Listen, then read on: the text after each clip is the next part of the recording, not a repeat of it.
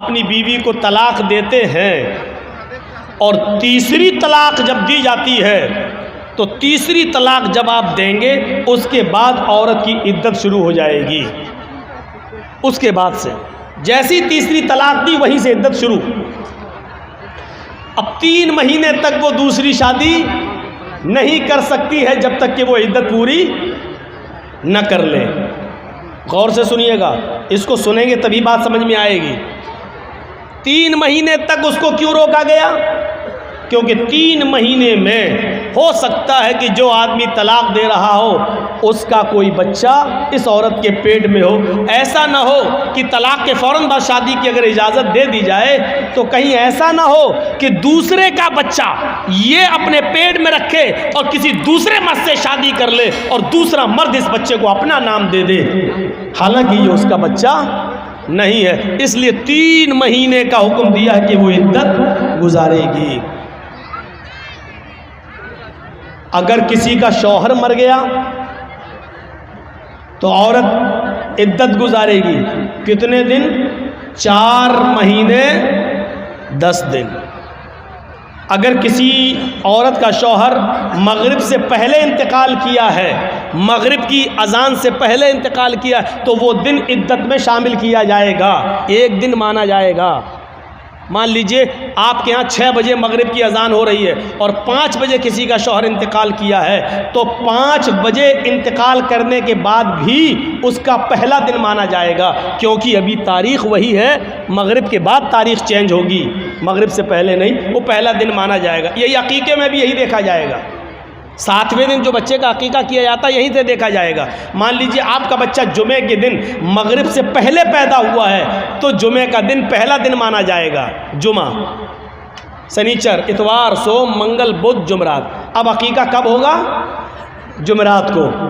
اور اگر جمعے کے دن مغرب کے بعد بچہ پیدا ہوا ہے, مغرب کے بعد, تو جمعے کا دن نہیں جوڑا جائے گا, پھر سنیچر کا دن جوڑا جائے گا. پہلا دن سنیچر, اتوار, سوموار, منگل, بدھ, جمعرات, جمعہ. اب عقیقہ کب ہوگا؟ جمعے کے دن ہوگا. اس بات کو یاد رکھیے گا. اور 7واں دن کب پڑے گا؟ جمعے کا دن. اگر جمعے کو مغرب کے بعد بچہ پیدا ہوتا ہے تو عربی میں مہینے کی شروعات مغرب کے بعد سے ہوتی ہے. ہم لوگ چاند کب دیکھتے ہیں؟ مغرب کی اذان ہو جاتی ہے, نماز کے بعد دیکھتے ہیں. جب چاند ہو گیا تو وہیں سے مہینہ شروع, وہیں سے تاریخ شروع, وہیں سے 1 تاریخ ہو گئی. اور وہ دوسرے دن مغرب تک 1 تاریخ رہے گی. جو شب قدر میں آپ رات جاگتے ہیں تو کب جاگتے ہیں؟ 20واں روزہ ہوتا ہے, مغرب کے بعد 21ویں رات شروع ہو جاتی ہے. آپ 21ویں, 23ویں, 25ویں جو رات جاگتے ہیں وہ اسی حساب سے جاگتے ہیں. تو میرے بھائیوں, عورت اگر 5 بجے اس کا شوہر ختم ہوا ہے تو وہ پہلا دن مانا جائے گا عورت کا 1 دن. اس کے بعد 4 مہینے اور 10 دن. یہ 4 مہینے 10 دن عورت کی عدت کے دن کیوں شمار کیے گئے آپ کو معلوم ہے؟ تاکہ مرے ہوئے آدمی کا حمل اس عورت کے پیٹ میں نہ ہو سکتا ہے کہ وہ چھپا رہی ہو, حمل پیٹ میں نہ ہو. 4 مہینے 10 دن کی مدت بہت ہو گئی ہے. اگر اس کے پیٹ میں بچہ ہوگا تو 4 مہینے میں اس عورت کا پیٹ تھوڑا بہت باہر نکل آئے گا, جس سے پتہ چل سکتا ہے کہ اس کے پیٹ میں فلاں آدمی کا بچہ ہے. اگر ہے تو جب تک بچہ پیدا نہیں ہو جاتا تب تک اس کی عدت رہے گی, اور اگر نہیں ہے تو 4 مہینے 10 دن کے بعد یہ عورت کہیں دوسرا نکاح کرنا چاہے تو کر سکتی ہے, تاکہ کسی دوسرے آدمی کا, اس مرے ہوئے آدمی کا بچہ کسی دوسرے آدمی کا نام نہ پا جائے. یہ اسلام نے ایک باؤنڈیشن لگا دی ہے. باؤنڈیشن بہت سختی ہے اس معاملے میں. ہاں, خلا کا معاملہ تھوڑا سا الگ ہے. ایک چیز ہوتی ہے مرد طلاق دینا نہیں چاہتا, عورت طلاق لینے پر مصر ہے, نہیں ہمیں طلاق چاہیے, ہمیں نہیں رہنا ہے تیرے پاس. مان لیجئے بہت سا شرابی جواری آدمی ہے, عورت نہیں رہنا چاہتی ہے اور آدمی اس کو طلاق نہیں دینا چاہتا, نہیں ہم نہیں دیں گے. ایسی صورت میں عورت خلا لیتی ہے. خلا یہ ہوتا ہے کہ قاضی کو بٹھائے گی یا 4-5 آدمی کو بٹھائے گی اور کہے گی کہ مجھے اس کے ساتھ نہیں رہنا ہے, آپ لوگ گواہ رہیے, میں خلا لے رہی ہوں, یہ طلاق نہیں دے رہا ہے. لہذا وہ قاضی نکاح فسخ کر دے گا اور وہ عورت اب آزاد ہو گئی. آدمی چاہے طلاق دے یا نہ دے, عورت خلا لے لی ہے, اب یہ آزاد ہو چکی ہے, لیکن اس کے باوجود اس کو 1 پیریڈ, ایک حیض وہ دوسری شادی نہیں کر سکتی ہے جب تک کہ اس کو ایک پیریڈ نہیں آ جاتا ہے۔ ایک پیریڈ کا مطلب اس کو عورت کو جو ہر مہینے جو ہر عورت کو جو خون بلڈ آتا ہے، ایک پیریڈ، جب تک وہ پیریڈ نہیں آ جاتا تب تک وہ دوسرا نکاح نہیں کرے گی، اور پیریڈ آنے کے بعد پھر وہ دوسرا نکاح کر سکتی ہے۔ پیریڈ آنے کا مطلب یہ ہے کہ وہ حاملہ نہیں ہے، یعنی جس آدمی سے اس نے خلا لیا ہے اس کا بچہ اس کے پیٹ میں نہیں پل رہا ہے۔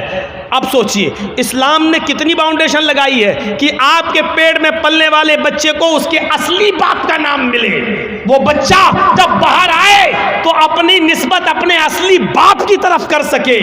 کتنی حفاظت کی ہے اسلام نے نسل کی، اور نسل کو پاکیزہ بنانے کی کتنی حفاظت کی ہے، لیکن اس کے باوجود اسلام یہ بھی کہتا ہے اگر خدا نخواستہ کسی عورت کے پیٹ میں حرام اولاد پل رہی ہے، زنا کی پیداوار ہے، اور اس نے اقرار بھی کر لیا ہے کہ حرام اولاد ہے، وہ کہہ بھی رہی ہے کہ فلاں آدمی سے میرا ساتھ سمبند بن چکا تھا اور اس کا حمل میرے پیٹ میں ہے، تو اسلام انسانیت کا وہ درس دیتا ہے کہ حرام اولاد ہونے کے باوجود اگر کسی عورت کے پیٹ میں پل رہی ہے تو پیٹ میں بچے کو مارا نہیں جا سکتا ہے۔